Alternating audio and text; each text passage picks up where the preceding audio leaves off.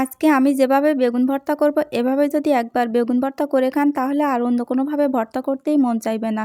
এভাবে বেগুন ভর্তা করলে কিন্তু অনেক মজা হয়। একই বেগুন কিন্তু অনেক রকমভাবে ভর্তা করা যায়। তো আজকে আমি যেভাবে ভর্তা করব, এভাবে ভর্তা করলে আমার কাছে মনে হয় একটু বেশি মজা হয়। তো ১ম এ আমি একটা বেগুন নিয়ে নিছি, একেবারে ফ্রেশ একটা বেগুন নিয়ে নিছি। আর এই বেগুনটা কিন্তু ভালো করে ধুয়ে পরিষ্কার করে নিছি। আর এখন এই যে গোল, গোল করে কেটে নিলাম। এখন আমি বেগুনগুলো একটা বাটিতে তুলে নিলাম। আর আমার কাছে মনে হলো যেন বেগুনগুলো একটু বড়, বড় করে কাটা হয়ে গেছে। সেজন্য আমি বেগুনগুলো একটু মাঝখান দিয়ে কেটে নিচ্ছি। এতে করে আমার একটু সুবিধা হবে।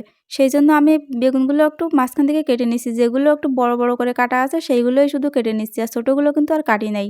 তো বেগুনগুলো এখন এই যে বাড়িতে তুলে নিলাম। আর এই বেগুনগুলো কিন্তু আমি আবারও ভালো করে ধুয়ে পরিষ্কার করে নিলাম। এখন আমি বেগুনে কিন্তু লবণ আর হলুদ মাখায় নেব। তো হলুদ দিয়ে দিলাম। আর এই যে একটু লবণ দিয়ে দিলাম। এখন আমি কিন্তু হাত দিয়ে ভালো করে চটকায় বেগুনের গায়ে আমি লবণ হলুদ ভালো করে মাখায় নেব। তো প্রত্যেকটা বেগুনের গায়ে কিন্তু আমি লবণ হলুদ একটা, একটা করে এই যে মাখায় নিচ্ছি এভাবে। তো সবগুলো বেগুনে কিন্তু লবণ হলুদ ভালো করে মাখায় নিতে হবে। তো আমি খুব সুন্দর করে কিন্তু বেগুনে লবণ হলুদ মাখায় নিলাম। আর এখন কিন্তু আমার বেগুনগুলো লবণ হলুদ মাখানো হয়ে গেছে। এবার আমি বেগুনগুলো একটু ভাজে নেব। তো আমি চুলায় একটা ফ্রাই প্যান বসায় দিয়েছিলাম। আর তারপর আমি ফ্রাই প্যানে একটু তেল দিয়ে দিলাম। আর তেলটা গরম হয়ে গেলে তারপর বেগুনগুলো দিয়ে দিলাম। তো একটা, একটা করে এই যে সব বেগুন দিয়ে দিচ্ছি এখন। আর আমি সবগুলো বেগুন কিন্তু আমি একসাথে ভেজে নেব। তো সবগুলো বেগুন এই যে আমি দিয়ে দিলাম আমি কড়াইতে। তো এভাবে বেগুনগুলো ভাজে নিয়ে তারপরে ভর্তা করলে এই ভর্তাটা খেতে কিন্তু টেস্ট হয় বেশি।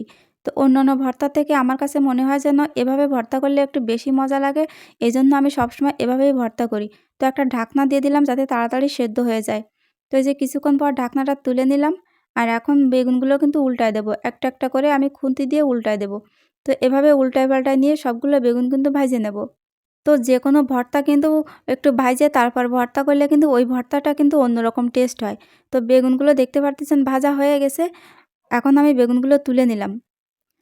আর এখন আমি ওই কড়াইতে অল্প একটু তেল দিয়ে দিছি। দিয়ে আমি এখন কাঁচামরিচ, পেঁয়াজ আর রসুন ভাইজে নিলাম। একটু লবণ দিয়ে দিলাম তাহলে তাড়াতাড়ি ভাজা হয়ে যাবে। তো খুন্তি দিয়ে একটু নাড়াচাড়া করে দিলাম। তো আমি আজকের ভর্তাটা কাঁচামরিচ দিয়েই করব, শুকনা মরিচ দিব না।